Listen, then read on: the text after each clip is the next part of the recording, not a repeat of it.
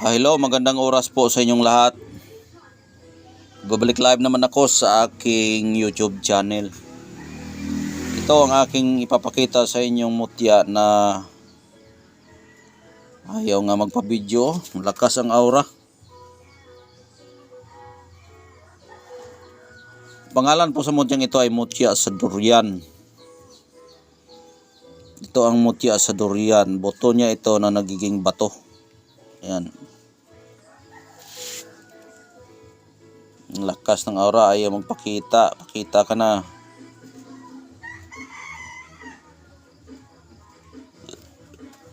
Yan po ang mutya sa durian. Yan. Ito po ang kanyang pinagdidikitan ng kanyang laman. Yan. Tapos yung puti, yan ang pinapalibutan ng laman din. Kumbaga yung laman na hindi siya dumikit. Dito lang dumikit yung kanyang laman. Tapos pumapalibot yung laman din. Kaya napakaganda po. Yan ang mutya ng durian. Paano ko ito nakuha? Bakit? At saan? Meron akong biniling dito durian. Pagdala ko dito sa bahay, kinain ko. Pagkain ko, naubos ko na yung mga durian, yung isang piraso, dalawa kaming kumakain.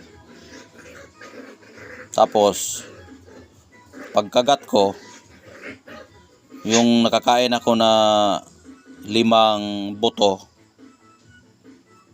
pag abot ng 5 buto, pagkagat ko, pero nakain ko pa itong laman niya. Tinapon ko doon sa simento yung buto dahil hindi ko man kainin yung buto, yung laman lang. Tumutunog na parang bato pagtapon ko nito. Pinulot ko, ay ito, bato pala. Ayan. Bato. Diyan po nakadikit yung laman. Ayan. Pagpulot ko, pinukpok ko siya. Ganon. Ibato talaga siya. Nakukuha ko ito araw ng Biyernes. Ito. Mga 3 araw na nakalipas. Ito hindi ko lang ito binlag. Kasi inobserbaran ko kung hindi pa siya babalik sa dati na lumambot. Ay hindi talaga siya lumambot. Tumigas talaga siya. Nagiging bato talaga siya. Kaya ngayon bininlag ko para makita ninyo ang itsura ng mutya ng durian. Yan po ang buto ng durian na nagiging bato. Napakaganda po ang bango ng durian at napakasarap kainin.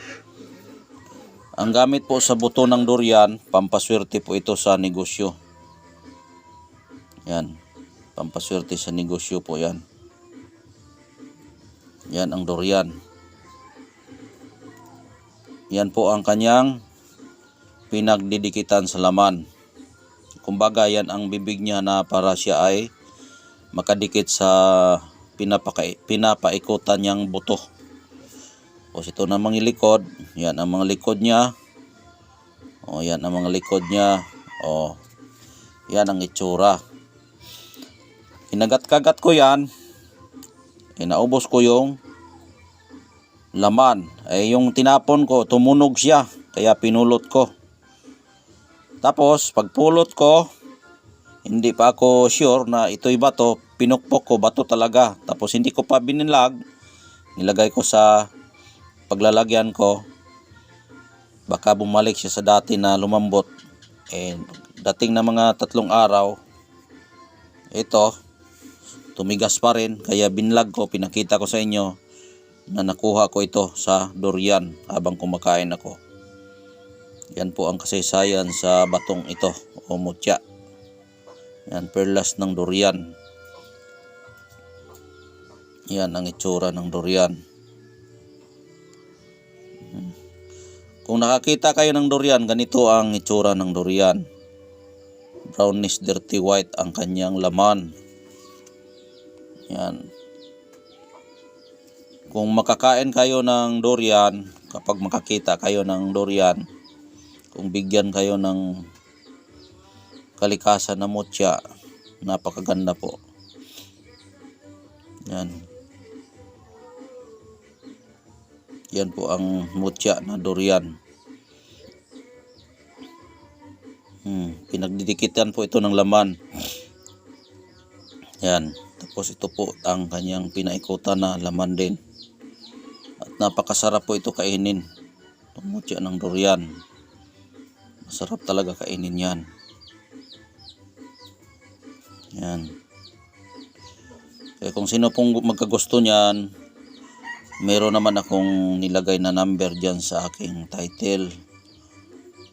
Pwede nyo ako i-text, tawagan nyo ako. Pwede nyo rin akong i-chat sa aking pangalan, Glenn Pagasihan. Ganon din ang aking Facebook account. Kung ano yung pangalan ko sa aking YouTube channel ay ganon din sa aking Facebook account. May number din po ako dyan. Pwede kayo mag-text, mag-inquire kayo. Automatic lang ako sasagot. Yan po ang aking mutya ng durian. Ulitin ko, ito'y gamit sa pangnegosyo. Mabango katingnan dahil prutas, walang umaayaw sa prutas na mga makakain kasi yan. Kaya pampaswerte po yung mga prutas na may mga mutya ka na ganyan. Ito may halong gayuma ito. Kapag may taong paparating sa iyo, ayaw kang saktan. At proteksyon iyang balat niya, proteksyon yan. Dahil hindi mo basta-basta yan na mabiyak yung kanyang laman. Maraming tinik po yung kanyang balat, napakakapal. Kaya may halo ding proteksyon ito na hindi mo pwedeng galawin basta-basta. Ayan. Yan ang mutya ng durian natin, oh.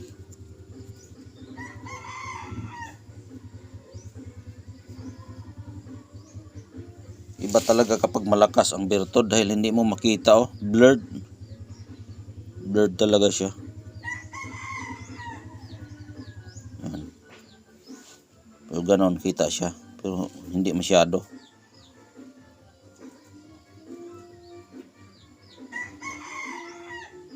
Yan.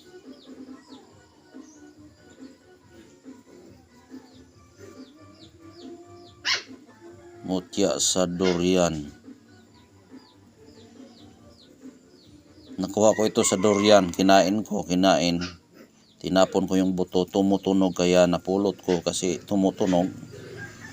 Tapos ginanon ko, ay bato talaga. Tinago ko ito dahil baka pumalik siya sa pagkalambot niya. Ayaw talagang lumambot, ay ibig sabihin mutya na.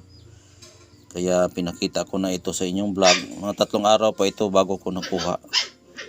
Ito, bato na talaga yung kanyang buto. Mutya na talaga. Yan. Kaya hanggang dito na lang po. Maraming salamat. God bless po yung lahat. Bye bye. Ingat po kayo palagi.